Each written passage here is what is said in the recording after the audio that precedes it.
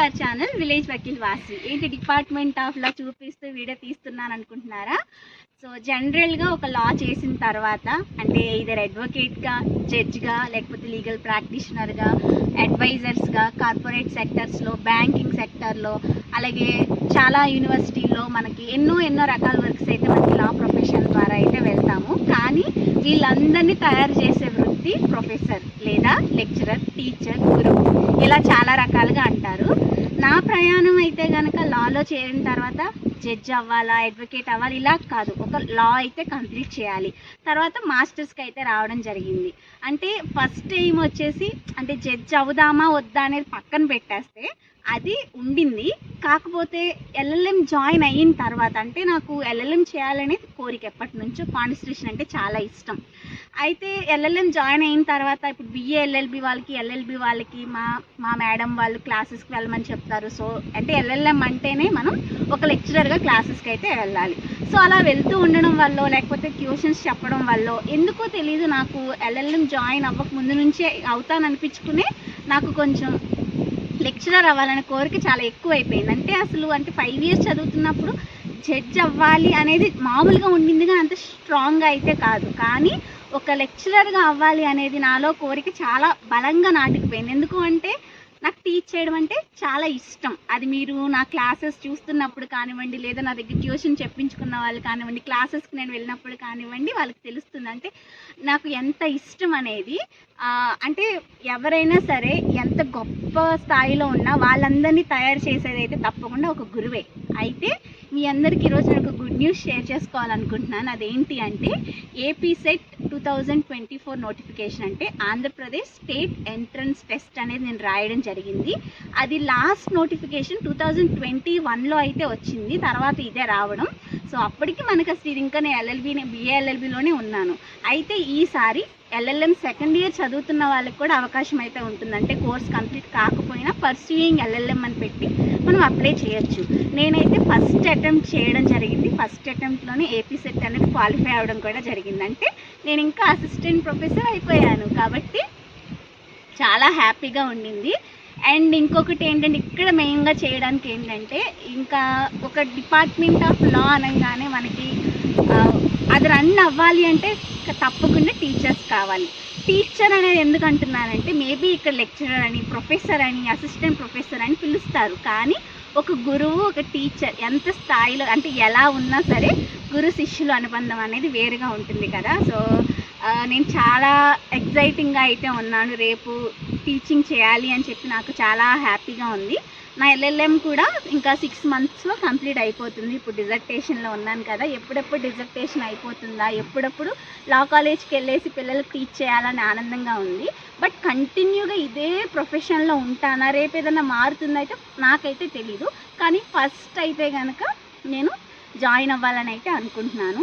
తర్వాత పిహెచ్డి సంగతి తెలీదు. యూజీసీ నెట్ అయితే క్యాన్సిల్ చేసేసారు కాబట్టి చెప్పలేను. ఎందుకంటే యూజీసీ నెట్ వాళ్ళు క్యాన్సిల్ చేయకపోయింటే ఆల్మోస్ట్ నేను అన్అఫిషియల్కి చూసుకున్నప్పుడు అంటే మార్క్స్ అయితే సరిపోయాయి, ఖచ్చితంగా క్వాలిఫై అయిపోతానని హోప్ వచ్చింది, అసిస్టెంట్ ప్రొఫెసర్గా అయిపోతానని హోప్ వచ్చింది.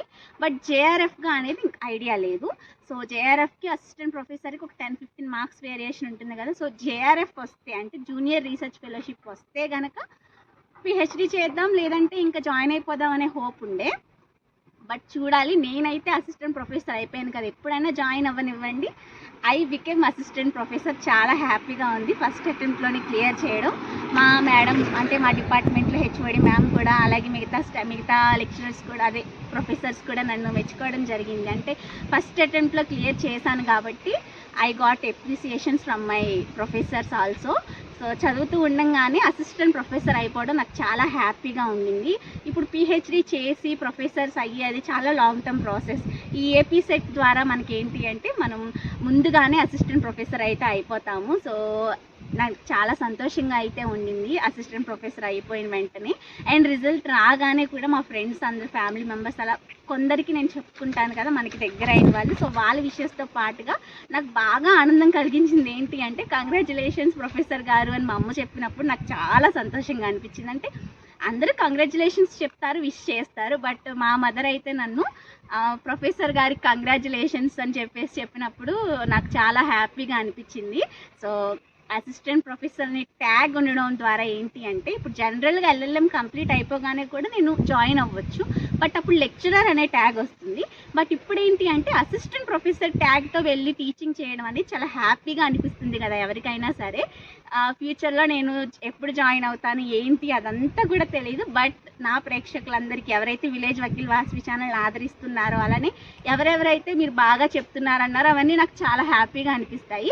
నేను ఎప్పుడూ ఎక్స్ప్రెస్ చేసి ఉండకపోవచ్చు ఇంతగా, ఎందుకు అంటే ఒకటి నేను ఎక్స్ప్లెయిన్ చేసినప్పుడు మీరు బాగా ఎక్స్ప్లెయిన్ చేస్తున్నారు అనే కామెంట్ ఎవరైతే చేస్తారో ఐ వాజ్ లైక్ గాల్లో తేలిపోతూ ఉంటాను ఆ కామెంట్ చూసుకుని. ఎందుకు అంటే మనకి ఇష్టమైన ప్రొఫెషన్ కాబట్టి వాళ్ళు అలా చెప్పినప్పుడు చాలా హ్యాపీగా అనిపిస్తుంటుంది.